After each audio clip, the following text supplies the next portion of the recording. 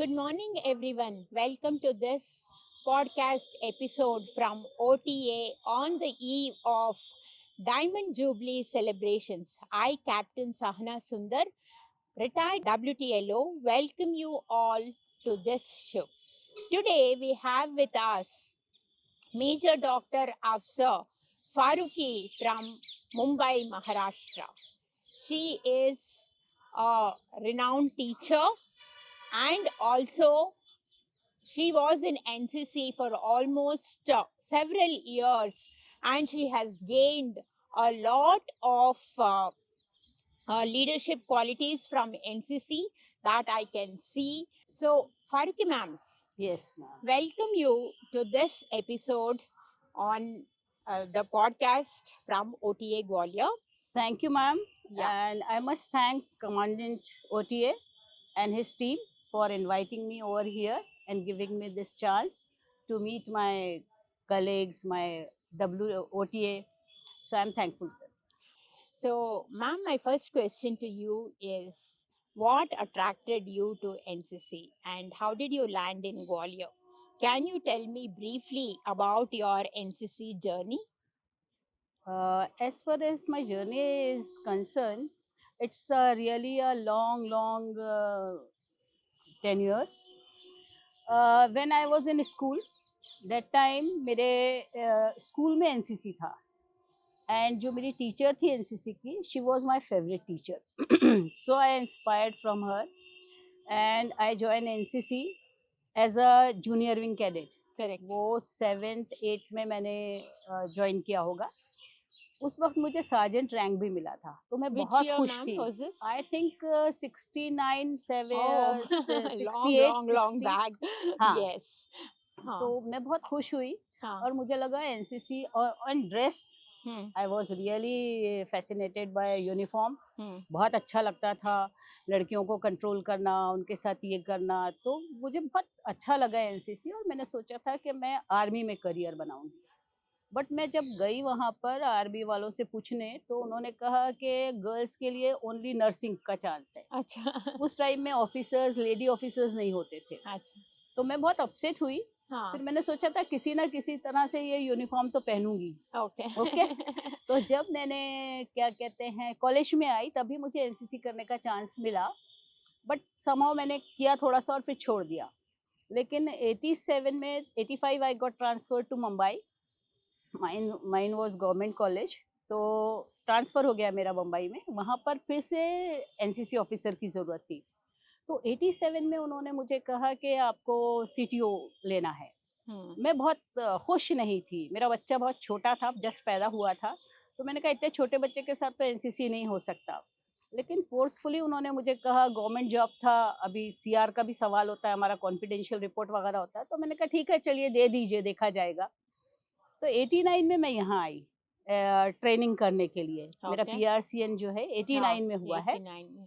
उस वक्त मेरा बेटा 2.5 साल का था तो मेरा बहुत दिल नहीं लगा ट्रेनिंग में क्योंकि मेरा सारा Okay. ध्यान जो था वो हाँ. अपने घर में अपने बच्चे में था बच्चे. और फिर मेरे जो सीनियर्स थे उन्होंने मुझे कहा था अरे एनसीसी में ऐसा करना है वैसा करना है रैंक लाना है ग्रेड लाना है फला ढमा मैंने कहा छोड़ो भाई क्या कर सकते हैं रैंक वैंक का जितना एकेडमिक करना था वो सब फर्स्ट क्लास है एनसीसी का क्या फर्क पड़ेगा तो मैंने किया एनसीसी ट्रेनिंग 3 महीने मगर का ये ट्रेनिंग था ट्रेनिंग कैसा लगा मैम आपका फिजिकल और मैडम मेंटल चैलेंजेस क्या था इस ट्रेनिंग में फिजिकली मुझे लगता है कि I am very tough by birth okay fighting that's good spirit है मुझ में यस जहाँ तक ट्रेनिंग का सवाल है ये काफ़ी टफ ट्रेनिंग है इतना अच्छा भी आसान नहीं है जैसे मुझे लगता था इट्स अ केक वॉक कुछ भी हम्म ऐसा नहीं है हम्म यहाँ पर तो इतना रगड़ा लगाते हैं ये जो हमारे उस्ताद होते हैं ये तो हमको कुछ समझते ही नहीं है हाँ उनको नहीं लगता कि हम प्रोफेसर हैं उनको नहीं लगता हम टीचर हैं उनको लगता हम कैडेट हैं और वो कैडेट अच्छा एटीट्यूड था हाँ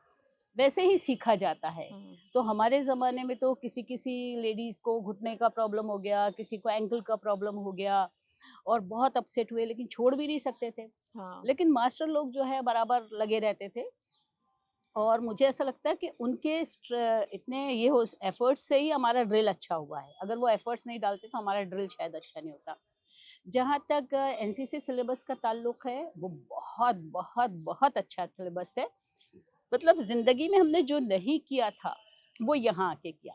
हमने फर्स्ट टाइम राइफल देखी, हमने फर्स्ट टाइम लाइव बुलेट्स चलाई, हाँ, हाँ। हमने फर्स्ट टाइम मैप देखा, मैप सर्वे देखा। मैप क्या होता है हुँ, देखा, हमने फर्स्ट टाइम कंपास देखा, हुँ, मैग्नेटिक कंपास देखा, हुँ।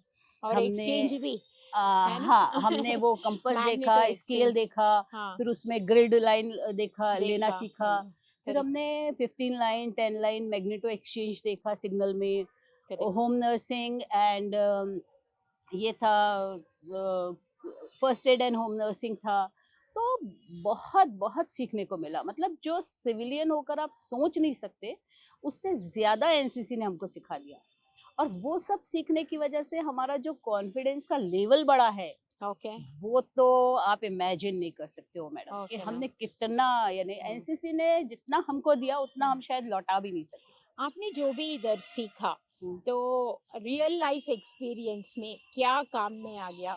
ये जो आपने इधर सीखा है, आप रियल लाइफ एक्सपीरियंस में उसको अमल में लाया है क्या? हाँ, क्यों नहीं ला सकते मैडम, हर हाँ, चीज़ काम की है।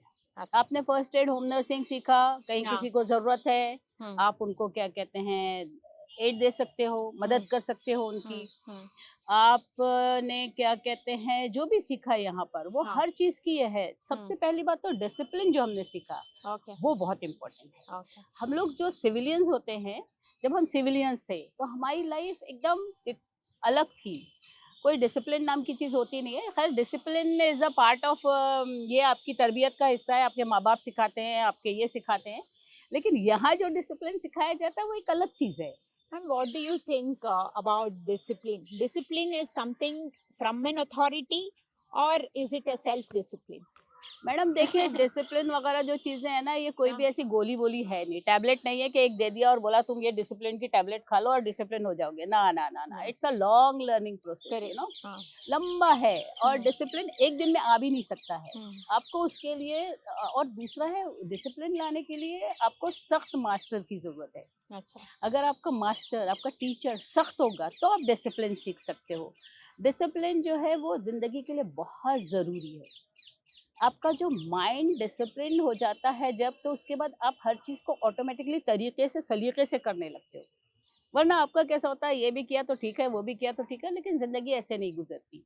आपने देखा होगा कि आर्मी के लोग जो होते हैं, वो बराबर डिसिप्लिन। जब हम यहाँ आए मैडम, तो हमको ये कहा गया था कि 24 hours you are under surveillance. Okay, तो हम तो चलते भी थे, तो इतना घबरा-घबरा के चलते थे कि पता नहीं कौन-सा ऑफ़िसर कहाँ से क्या देख ले और क्या हमारा नंबर वहाँ कट हो जाए और हमारे रिमार्क आ जाए। तो ऑफ़िसर दिखा तो उसको आपको सैल्यूट करना है, आपको उसको प्रॉपर रिस्पेक्ट देना है। हम मेस में जाते थे तो हमारे पास बहुत सारी लेडीज़ जो थी वो साउथ की आती हैं, तो चम खा हाथ से खाना अलाउड नहीं था। उनके लिए चमचे और काँटे के साथ कुश्ती करना, लड़ाई करना बहुत डिफ़िकल्ट था। वो बेचारी रोती थी कि ये क्या है? लेकिन जब वो लर्न कर लेते हो आप, तब आपको लगता है कि आपने क्या ज़िंदगी में अचीव किया।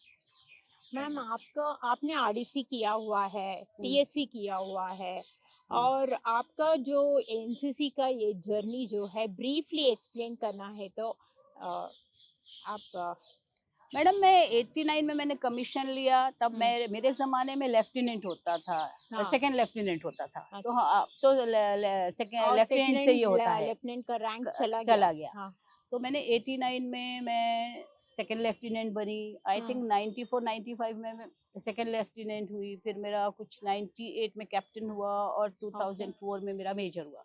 तो ये जो ट्रेनिंग था आर्मी का, उसने मुझे बहुत फ़ायदा दिया।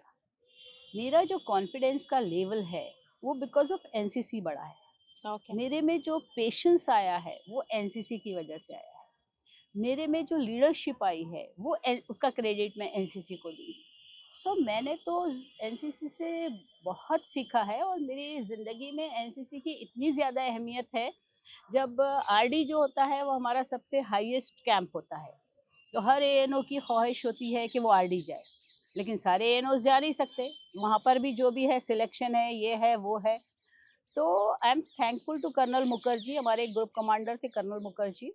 उन्होंने मुझे कहा कि Farooqui madam, you have a potential and you must try for RD. I said sir, I want to try, but it's a long process. आपको पहले प्री आरडीसी करना है, 2-3 कैटसी करना है, तो आपके 6 महीने तो ऐसे ही चले जाते हैं।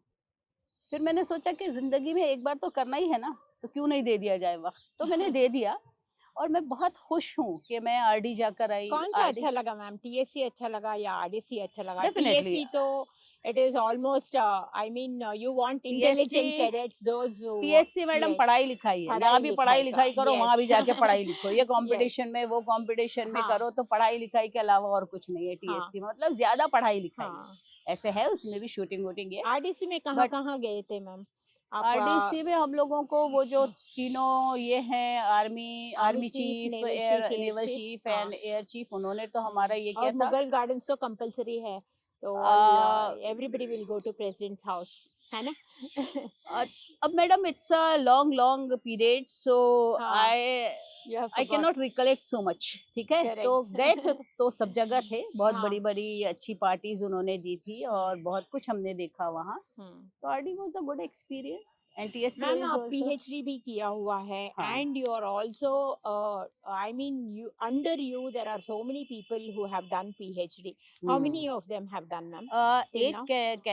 कैंडिडेट्स जो है मेरे अंडर में पीएचडी हो गए हैं। हाँ, और अच्छा रहा, मेरा एकेडमिक करियर भी अच्छा रहा हाँ, क्योंकि दोनों अच्छा रहा है, एकेडमिक करियर भी और एनसीसी एनसीसी करियर का भी। भी है। And you are also an Urdu poet, you have written lot of poems and all that, that and being in literature, and usually you will be people friendly, है ना? बहुत हाँ, सारे पीपल के साथ आप मिंगल कर सकते हैं एंड ऑल दिस। सो कैसे? How did you feel ma'am, because in your life many cadets have come and gone, but some stay in your heart, some या of the cadets stay in your heart. Right. So who are those cadets with madam देखिए, जब yes, literature हम पढ़ते हैं ना, तो हाँ, it's a life. Hmm literature में लाइफ ज्यादा है, हम्म मोहब्बत है, नफरत है, रिश्ते हम्म है, ये है। हम्म तो हमको रिश्ते निभाना आता है। तो हम्म हमारे पास जब कैडेट्स आते हैं तो मैं तो उनका देखकर ही उनका कैलिबर मुझे समझ में आता है, क्योंकि इतने साल का तजुर्बा हो गया। हम्म, तो देखकर ही उनका कैलिबर समझ में आता है कि ये क्या कर सकते हैं और क्या नहीं कर सकते हैं। अच्छा, तो जिसमें जो टैलेंट मुझे थोड़ा बहुत नजर आता है, उसको मैं थोड़ा सा सहारा देने की कोशिश करती हूँ। सी, ऐसे नहीं कि टीचर ही बहुत ग्रेट होता है इसलिए बच्चे बन जाते हैं, नहीं। बच्चों में भी पोटेंशियल होता है इसलिए टीचर ग्रेड बनता है, but it's a two way ये कम्युनिकेशन। ओके, तो बच्चे में भी पोटेंशियल होता है, वो जब आपको सहा देता है, ओबे करता है, वो आपके बताए हुए रास्ते पे चलता है, तब आप उसको आगे बढ़ा सकते हैं। मेरे पास एक कैडेट थी, प्राची गोले करके। हाँ, वो बहुत अच्छी थी सिंगिंग वगैरह में। तो शी सेड कि मेरे को आरडी करना है। तो मैंने ओके, कहा कि देखो, तुम्हारा जो मिजाज है वो आरडी का नहीं है, क्योंकि तुम बहुत नाजुक हो, बहुत खूबसूरत थी, बहुत अच्छी लड़की थी। तो मैंने कहा तुम ना इतनी मेहनत, क्योंकि आरडी मीन्स रगड़ा पट्टा, यू नो, हर टाइम बस ड्रिल ड्रिल ड्रिल के अलावा और उसमें कुछ है नहीं, ज्यादा ड्रिल का पार्ट है। तो मैंने उससे कहा कि तुम एक काम करो, स्पोर्ट्स कैंप करो। तो स्पोर्ट्स कैंप करने से तुम्हारी जो एबिलिटी है वो काम में आ जाएगी। तो वो उसने स्पोर्ट्स कैंप किया मैडम, उसके बाद वो उस आर्मी ज्वाइन किया उसने, ओके, और वो कैप्टन थी तब हाँ, उसने माउंट एवरेस्ट एक्सपीडिशन किया, and she oh, was the first lady from Maharashtra जिसने माउंट एवरेस्ट पे कदम रखा। very nice, ma'am. First हाँ, lady to climb Mount Everest yes, from she was Maharashtra. My cadet. Yes. And another cadet अभी मेरी 1 साल हाँ, पहले ही यहाँ पर आकर ओटीए में आकर वो नेवल से एएनओ बनकर गई है। वो हमेशा मुझसे कहती थी कि फारूकी मैडम, मुझे ना आपकी तरह बनना है। मुझे लगा जिंदगी में कोई ऐसा भी हो सकता है जो मेरी तरह बनना चाहे, मतलब मुझे तो कभी अपने बारे में कोई खास लगा ही नहीं। मुझे लगा I am an ordinary person. So कभी कभी बच्चे आपको ऐसे ही एडमायर करने लगते हैं और वो आपको आइडियल बना लेते हैं। तो उसने मुझे पूछा कि एएनओ बनने के लिए क्या क्या करना पड़ता है। तो मैंने उसको बताया कि एएनओ बनने के लिए क्या क्या करना पड़ता। वो आई, यहाँ ग्वालियर तक आई, वो ट्रेनिंग हम्म, लेकर गई, एंड शी थैंक मी ओह, कि मैडम आपकी वजह से मैं आज एएनओ हूँ, आज मुझे ये नो अच्छा बन लगा। गई, हाँ, हाँ, तो ऐसे होते हैं जिंदगी में, बहुत आए बहुत गए, अब सबको तो याद नहीं रख सकते, और याद बहुत कर भी सकते हैं, बट हमारे पास टाइम भी तो इतना नहीं है ना कि हम सारों को यहाँ बैठ के याद करें। मैंने राइट। बहुत सारे एनो को देखा है मैम, मेरा मेरा एनसीसी कैरियर में, मगर हर एनो बोलते हैं मैं किसका सुनूं, हमारे पास तो तीन तीन बॉस है, एक तो सीओ है, एक तो हस्बैंड है, एंड एक तो प्रिंसिपल है, तो ये आई एड वन बैलेंस मोर कैसे करते मैं हैं आई मैम? एड वन मोर, एक या सास भी है आपकी। हाँ, ठीक है ना, एक जो सास वो भी भी है। वो भी बॉस है। या तो मैडम चार। जिंदगी है, जिंदगी यस। जो है वो रिश्ते निभाने का ही नाम है। आप रिश्ते निभाओगे तो जिंदगी अच्छी गुजरेगी, आप रिश्ते तोड़ोगे तो जिंदगी परेशान हो जाएगी। लेकिन किसी को परेशान करने के पहले आपका परेशान होना बहुत जरूरी है। तो ये आप पर है कि आपका एटीट्यूड कैसा है। If you have a good positive attitude, आपके लिए कोई मुश्किल नहीं। बस गलतियां किससे नहीं होती, हमसे नहीं होती, सबसे होती है। सबसे लेकिन होती गलती को आप किसी के दूसरे की गलती आप नहीं माफ करोगे और आप चाहते हो कि आपकी गलती सब माफ कर दे।